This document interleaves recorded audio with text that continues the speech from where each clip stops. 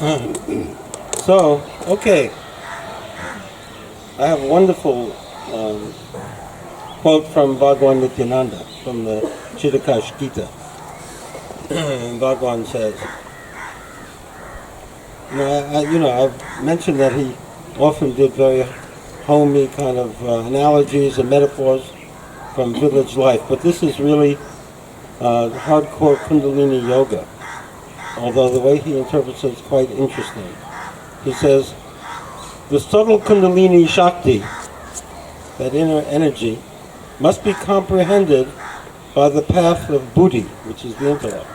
So we have to understand it. Like milk being boiled, the prana in the sushumna is heated by intense faith and discrimination and led towards the sahasrara, the still point in the head. So just the way when milk is boiled, so the thing that heats the kundalini, heats the movement of the prana, of the life force in the kundalini, which is in the sushumna, the central canal. Intense faith and discrimination. That's what heats it, like the milk is heated. You have to have insight, intelligence, and faith, deep faith. If you have these two things, your kundalini is boiling.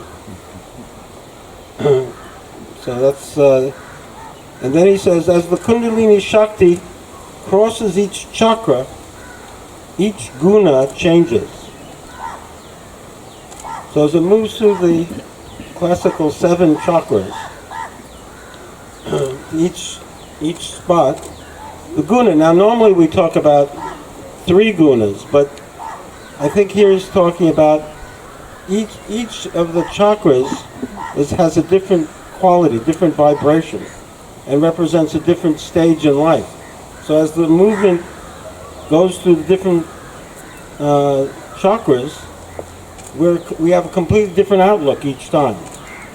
That as we evolve, our total point of view and our stance in regard to life changes. We get new insight, new understanding, and so on.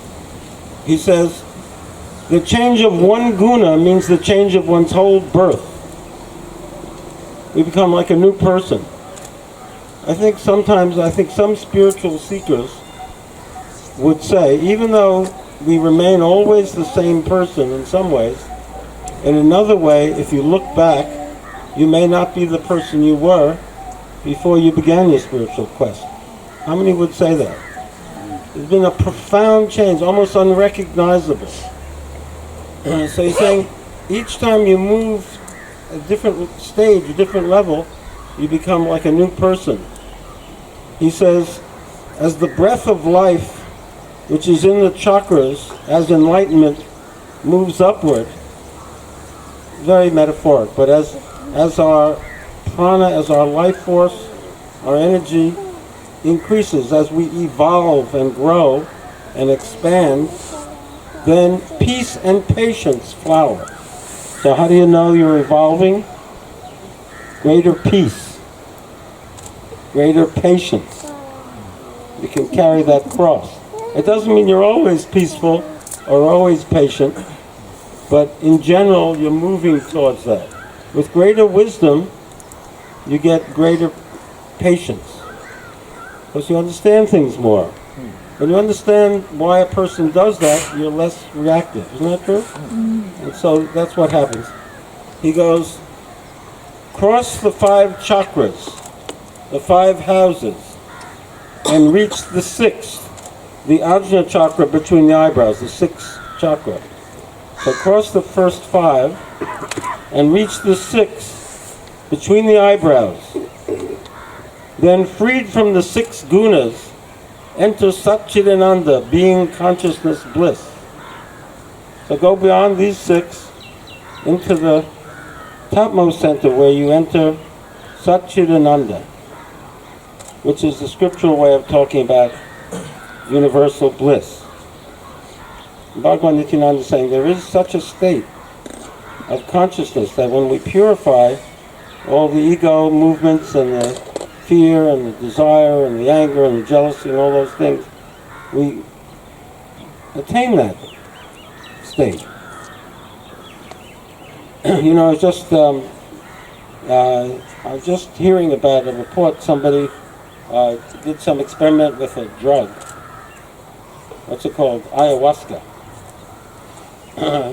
which is the modern LSD, and had all kinds of extraordinary experiences. And I was thinking about it. All those experiences. In the 60s, they would experiment with LSD and mescaline and psilocybin and God knows what. But those experiences couldn't be had unless they already existed within you. The pill doesn't give it. What the pill does is open doorways to access something that's already there.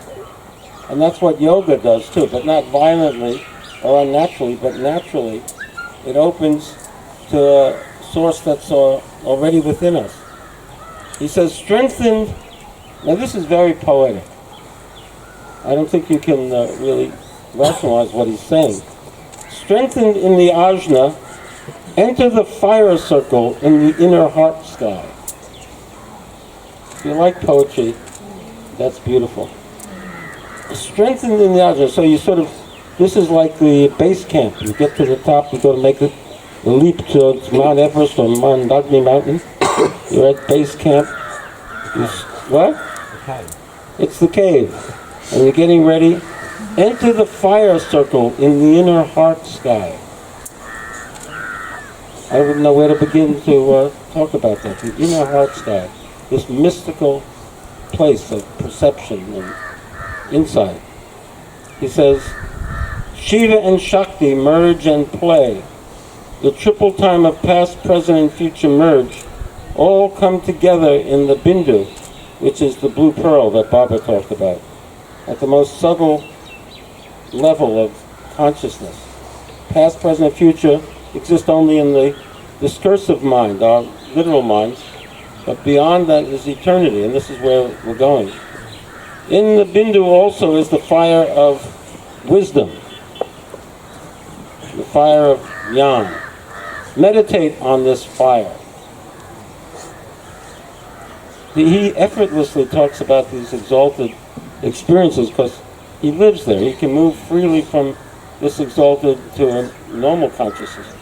He says, attain the prana linga, the seat of consciousness in the head.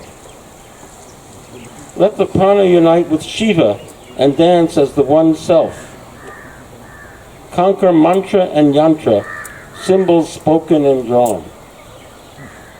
So that's his statement. Go beyond even. Mantra is a symbol spoken and yantra is a symbol drawn. What are they? Mantra represents is the sound body of God. Yantra is a pictorial image of the divine. So go beyond those symbols and go to the actuality itself, which are symbolized with it. Symbol is of something else, or an access point to something else. Fantastic, fiery statement, isn't it? And it can't be understood with our Western minds. We have to go deeper into our intuition.